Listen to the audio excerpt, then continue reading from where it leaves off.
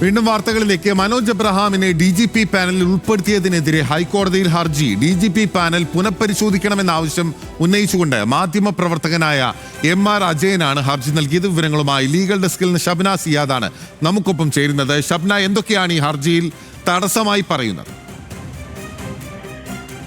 ബിനിൽ, ഈ ഹർജി മാധ്യമപ്രവർത്തകനായ MR അജയനാണ് ഇത്തരത്തിലൊരു ഹർജി ഹൈക്കോടതിയിൽ നൽകിയിട്ടുള്ളത്. മനോജ് എബ്രാഹിമിനെ DGP പാനലിൽ ഉൾപ്പെടുത്തിയത് ഒഴിവാക്കണം എന്ന ആവശ്യമാണ് അദ്ദേഹം ഉന്നയിക്കുന്നത്. അതിന് കാരണമായി പറയുന്നത് ഈ DGP പാനലിൽ ഉൾപ്പെട്ട മനോജ് എബ്രാഹിം മിഷണറി പ്രവർത്തനങ്ങളിൽ സജീവമായി നിൽക്കുന്ന ആളാണ്.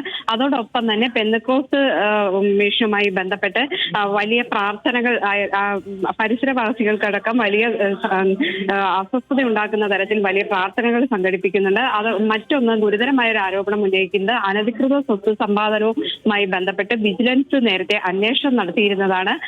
അതോടൊപ്പം തന്നെ ശബരിമല വിഷയത്തിൽ ഹിന്ദുക്കൾക്ക് എഗനസ്റ്റായ അല്ലെങ്കിൽ ഹിന്ദുക്കൾക്ക് അനുകൂലമല്ലാത്ത നിലപാട് സ്വീകരിച്ച വ്യക്തിയാണ് തുടങ്ങിയ കാര്യങ്ങൾ ഉന്നയിച്ചാണ് ഈ ഹർജി നൽകിയിട്ടുള്ളത്. ഒരുപക്ഷെ നാളെ ഹൈക്കോടതി ഈ ഹർജി പരിഗണിച്ചേക്കും.